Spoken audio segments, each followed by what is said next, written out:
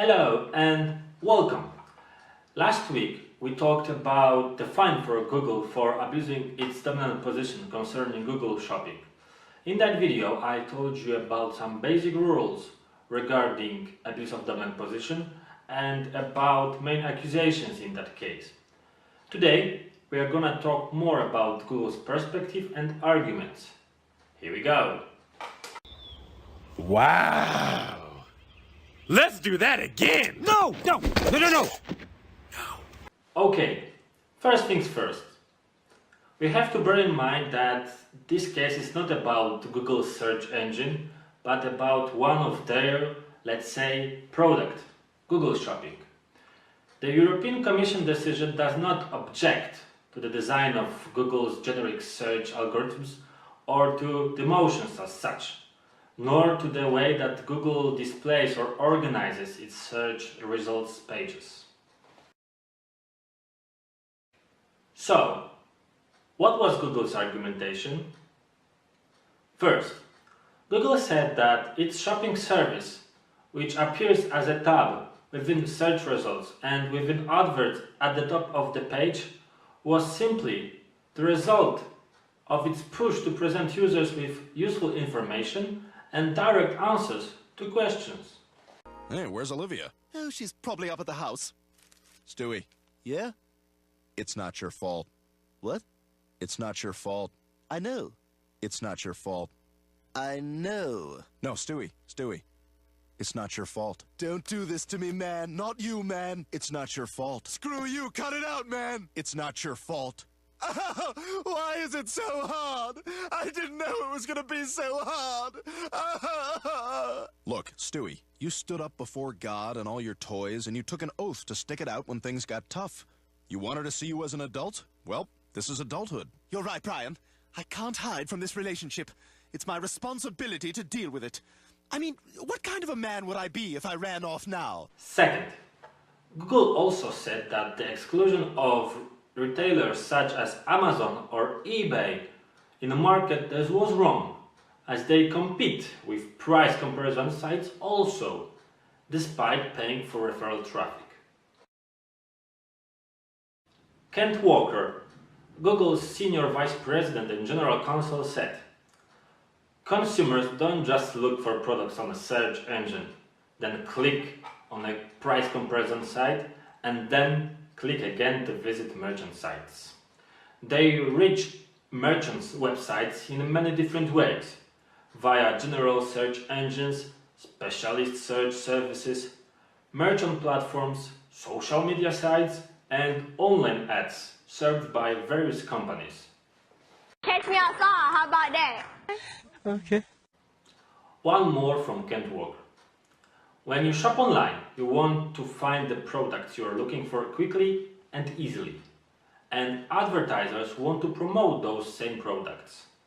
That's why Google shows shopping ads connecting their users with thousands of advertisers, large and small, in ways that are useful for both. As the market changes, there are inevitably shifts among competitors. The data show that the handful of price comparison sites who have filed competition complaints don't reflect the wider marketplace. There are hundreds of shopping comparison sites, and over the past 10 years, some gained traffic, others lost traffic. Some exited the market, others entered. This kind of dynamic competition is undeniable.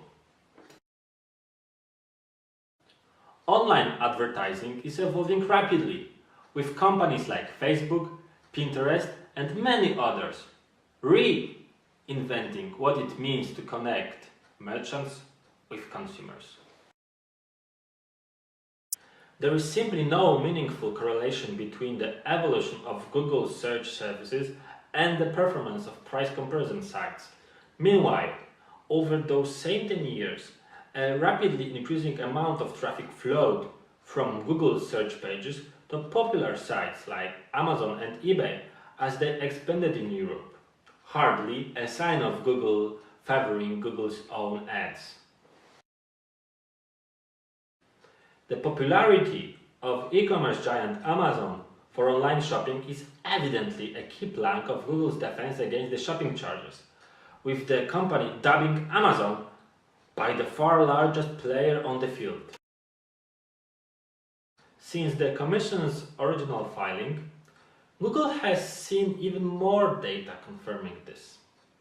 For example, a recent study shows that for many German online shoppers, Amazon is the first port of call on the web.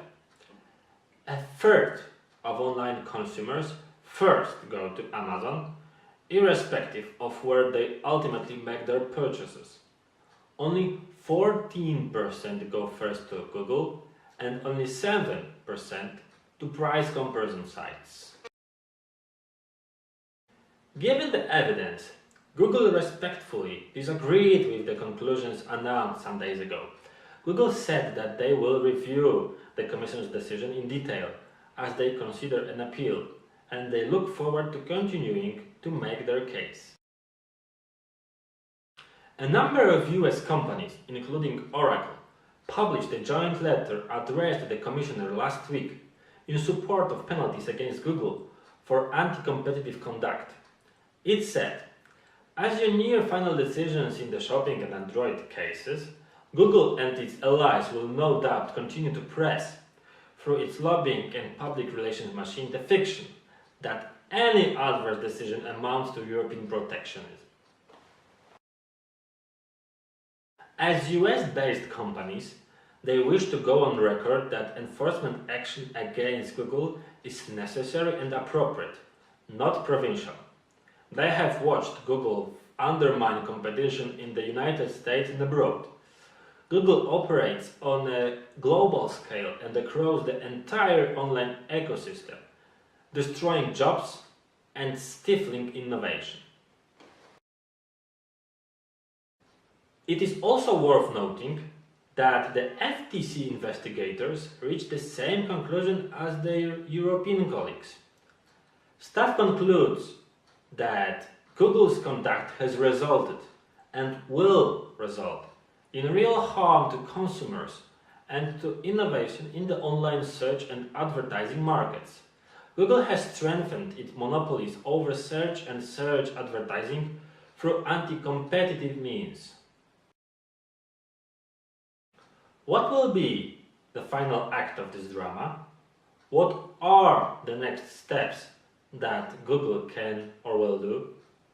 What is my opinion about that case? You will find it in the next video. 3 hours later. So, thank you very much for your attention and have a nice weekend.